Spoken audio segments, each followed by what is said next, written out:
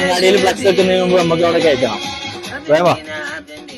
Hello, ആ 40 കഴിച്ചേ അന്ന് രാത്രിയാണെങ്കിൽ ഞാൻ എത്തിച്ചേരും. ഇരിക്കും. നമുക്കൊരു 50-10 ഫ്ലക്സ് അടിക്കണല്ലോ. ഇത് നമ്മുടെ ടീമല്ലേ. കഴിഞ്ഞ ഒരു വേൾഡ് കപ്പ് മെസ്സി അടിച്ചതിന് ശേഷം ഇപ്പോഴും അത് ആലോചിക്കുമ്പോ അങ്ങനെ രോമം നീച്ചിക്കൊണ്ട്. അല്ല 50-10 മതിയോ? അപ്പുറത്തെ അങ്ങാടിയത്തെ ബ്രസീലേരെ 120 അടിന്റെ ഓർഡർ തന്നിരിക്കുന്നത്.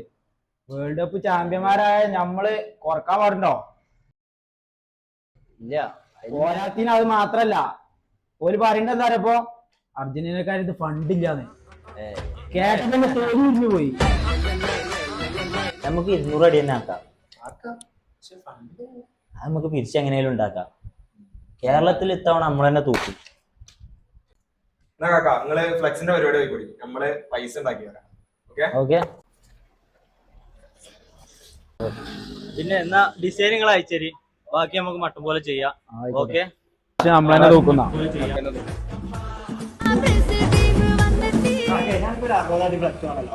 ഇത് ബ്രസീലല്ലേ, എന്റെ സ്വന്തം ടീമല്ലേ. അല്ല 60 അടി മതി നമുക്ക്. ഇപ്പൊ ഇവിടുന്ന് അർജന്റീനക്കാർ 200 അടിന്റെ ഫ്ലക്സ് ഓർഡർ എന്നാണ് ഇപ്പോൾ പോയത്. പോരാത്തിന് അത് മാത്രല്ല അവര് പറയണ്ടേ, നമുക്ക് പഴയ പൗറില്ലാന്നാ അവര് പറയണ്ടേ. കേട്ടപ്പന് തൊലി ഇങ്ങനെ ഉരിഞ്ഞു പോയി. ഫണ്ട് എവിടെ കിട്ടുക? ഫണ്ട് നമുക്ക് തെണ്ടിട്ടാണ് ഉണ്ടാക്കാം. അങ്ങനെ ഒരു അഡ്വാൻസ് കൊടുത്താൽ ഒരു 300 അടിന്റെ അഡ്വാൻസ് കൊടുത്താൽ ബാക്കി ഫണ്ട് ഞങ്ങൾ എങ്ങനെയും കൊണ്ടുവരാം. അതാണ്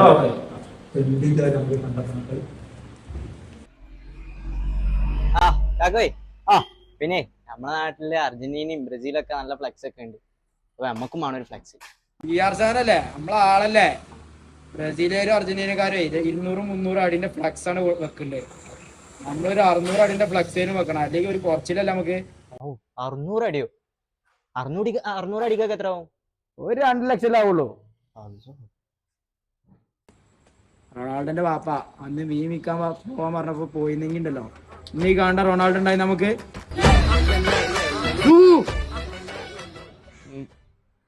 ഫ്ലെക്സ് അടി തുടങ്ങി. അത് ഞാൻ പെരന്റെ ആധാരം എടുത്തിട്ടാണെങ്കിലും വരാം. ഞാൻ കുറെ നേടും. വേൾഡ് കപ്പ് എല്ലാ കൊല്ലം ഉണ്ടായിരുന്നെങ്കിൽ